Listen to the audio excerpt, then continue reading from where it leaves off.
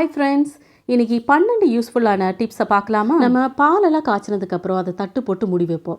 அந்த தட்டு வந்து ரொம்பவே சூடாக இருக்கும். அந்த சூடான தட்டு மேலே நமத்து போன பிஸ்கட் எல்லாம் இதே போல் வச்சு விட்டுக்கோங்க.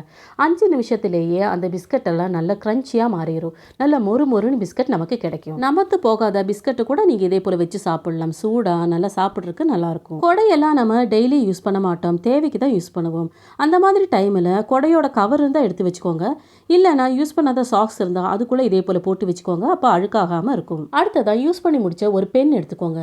அதுக்குள்ளே இருக்கிற ரீஃபில் வேண்டாம், அதை எடுத்துட்டு அதுக்குள்ளே வந்து ஊசிகளை எல்லாம் போட்டு வச்சுக்கோங்க. சின்ன ஊசிலேருந்து பெரிய ஊசி வரைக்கும் நீங்கள் போட்டு வச்சுக்கலாம். அதுக்கப்புறம் மூடி போட்டு நார்மலாக நீங்கள் கேப் போட்டு மூடி வச்சுக்கோங்க. தேவைப்படும் போது எடுத்துக்கிட்டால் போதும், ரொம்பவே சேஃபாக இருக்கும். அடுத்ததான் நிறைய சாவிகளெல்லாம் யூஸ் பண்ணுறவங்களா இருந்தால் அதில் வந்து கலர் ஸ்டிக்கர் போட்ட இதே போல் ஒட்ட வச்சுக்கோங்க. எந்த சாவின்னு அடிக்கடி தேடாமல் ஈஸியாக உங்களுக்கு அந்த கீயை ஐடென்டிஃபை பண்ணிக்கலாம். அடுத்த டிப்ஸாக நம்ம வீட்டில் இருக்கிற கட்டப்பையை எடுத்துக்கலாம். அதில் வந்து ஜுவல்ஸ் எல்லாம் வாங்கும்போது ஒரு குட்டி பர்ஸ் கிடைக்கும். அந்த கட்டப்பையோட கைப்பிடி இருக்கு இல்லையா, அதோட கொஞ்சம் இறக்கத்தில் வந்து அதை வந்து ஒரு ஸ்டாப்லர் பின் வச்சோ இல்லை சேஃப்டி பின் வச்சோ இதே போல் மாட்டி விட்டுக்கலாம். பாருங்கள், நான் ஸ்டாப்லர் பின் வச்சும் நான் மாட்டிக்கிறேன்.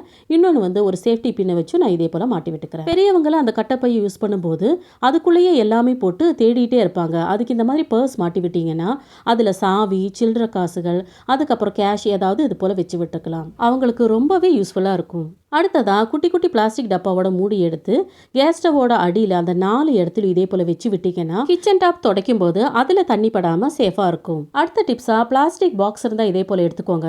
அதில் இந்த பிளாஸ்டிக் பாட்டிலோட மூடிகள், அப்புறம் எண்ணெய் பாட்டிலோட மூடியெல்லாம் இருந்துச்சுன்னா அதில் வந்து டபுள் டேப் செலோ டேப்பை போட்டு இதே போல் ஒட்ட வச்சு அதை எடுத்து விட்டு அந்த பாக்ஸுக்குள்ளே இதே போல் ஒட்ட வச்சுக்கோங்க. குட்டி பாக்ஸாக இருக்கிறனால நான் 4 முடி தான் ஒட்ட வச்சுருக்கேன்.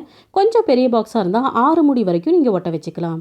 இது எதுக்கு யூஸ் ஆகும்னா, முட்டைகளை எல்லாம் இதே போல் அந்த மூடிக்கு மேலே அழகாக வச்சு விட்டுக்கோங்க.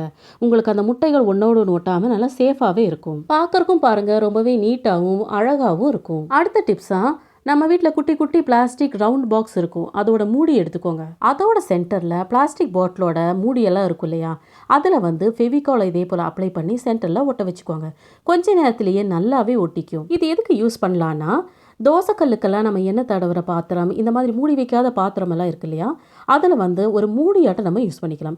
பார்க்கவே பாருங்கள், ரொம்பவே அழகாக இருக்கும். குடிக்கிற தண்ணி, படிக்கும்போது குடிக்கிற தண்ணி பக்கத்தில் வச்சா அதை மூடி வைக்கிறதுக்கு ஒரு மூடியாட்டை யூஸ் பண்ணிக்கலாம். அடுத்த டிப்ஸாக பூ கட்டுறவங்க, தைக்கிறவங்க, இந்த மாதிரி நூலை அதிகமாக யூஸ் பண்ணுறவங்களுக்கு சம்டைம்ஸ் அந்த நூல் சிக்கிரும். அதுக்கு சிக்காமல் இருக்கிறதுக்கு யூஸ் பண்ணாத ஒரு சின்ன டப்பாவோ இந்த மாதிரி பெரிய டப்பாவோ எடுத்துக்கோங்க.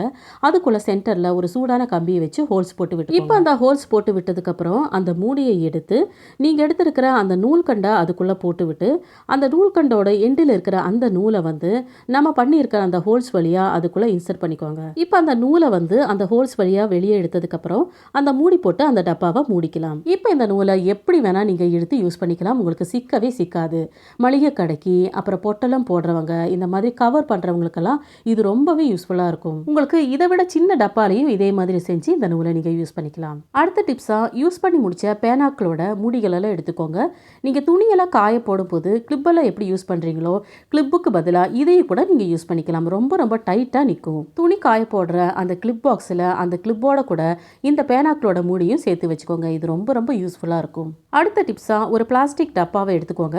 பாருங்கள், இதே போல் கொஞ்சம் பெருசாக இருக்கிற பிளாஸ்டிக் டப்பாவை எடுத்து அதை வந்து கத்தியை வச்சு இந்த அளவுக்கு நீங்கள் கட் பண்ணி எடுத்துக்கோங்க. இந்த மாதிரி கட் பண்ணி எடுத்ததுக்கப்புறம் நம்ம வீட்டில் இருக்கிற சின்ன உரல் மேலே இதே போல் வச்சு மேலே வந்து 2 தட்டு தட்டிக்கோங்க. நல்லாவே ஃபிட் ஆகிக்கும். பார்க்கவே பாருங்கள் எவ்வளோ அழகாக, எவ்வளோ நீட்டாக இருக்குன்னு. இதுக்கு மேலே எந்த ஒரு பூச்சியும் எந்த ஒரு தூசிகளும் இதில் படாது. உங்ககிட்ட எந்த சைஸ் உரல் இருக்கோ அதுக்கு அளவான பிளாஸ்டிக் டப்பாவை எடுத்து அதை கட் பண்ணி ஃபிட் பண்ணி வச்சுக்கோங்க. கொஞ்சம் டைட்டாக ஃபிட் ஆகிற மாதிரி பிளாஸ்டிக் டப்பாவை எடுத்துக்கோங்க. லூஸானா கூட உங்களுக்கு ஏதாவது குட்டி குட்டி பூச்சிகள் கூட அதில் போயிடும். கரெக்டாக ஃபிட் ஆகலைன்னா காமிக்கிற இந்த இடத்துல லைட்டாக கட் பண்ணிக்கோங்க. அதுக்கப்புறமா மேலே 2 தட்டு தட்டினீங்கன்னா நல்லாவே ஃபிட் ஆகிக்கும். லாஸ்ட்டாக ஒரு மூடி எடுத்துக்கோங்க. பிளாஸ்டிக் மூடி வேண்டாம், இந்த மாதிரி மெட்டல் மாதிரி இருக்கிற ஒரு மூடி எடுத்து ஏதாவது ஒரு கலர் கொடுத்துக்கோங்க. ஒரு டார்க் கலர் கொடுத்ததுக்கப்புறம் சென்டரில் வந்து ஏதாவது ஒரு லைட் கலரை கொடுத்துக்கோங்க. ஒரு கலர் அடித்து நல்லா காஞ்சதுக்கப்புறம் இன்னொரு கலர் அடிச்சுக்கோங்க. அதுவும் காஞ்சதுக்கப்புறம் யூஸ் பண்ணி முடிச்ச பெண்ணோட மேல் பகுதியில் இருக்குது பாருங்கள், அதை வந்து 3 எடுத்திருக்கேன். அதை வந்து ஃபெவிகால் வச்சு இதே போல் ஒட்ட வச்சிருக்கிறேன். இதுவும் நல்லா காஞ்சதுக்கப்புறம் இதை வந்து நீங்கள் ஊதுபத்தி ஸ்டாண்டாக யூஸ் பண்ணிக்கலாம்.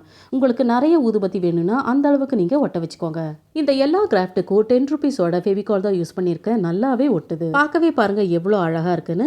உங்களுக்கு பிடிச்ச கலர் நீங்கள் அடிச்சு எடுத்துக்கலாம். உங்களுக்கு நான் சொன்ன எல்லா டிப்ஸும் உங்களுக்கு பிடிச்சிருக்கும், உங்களுக்கு யூஸ்ஃபுல் யூஸ்ஃபுல்லாக இருக்கும்னு நம்புகிறேன். இந்த ஒரு யூஸ்ஃபுல்லான வீடியோவோட இந்த விஷயத்தையும் தெரிஞ்சுக்கோங்க. காடுகள் அழிப்பதை தடை செய்த நாடு எது தெரியுமா? ஐரோப்பா கண்டத்தில் உள்ள நார்வே நாடு.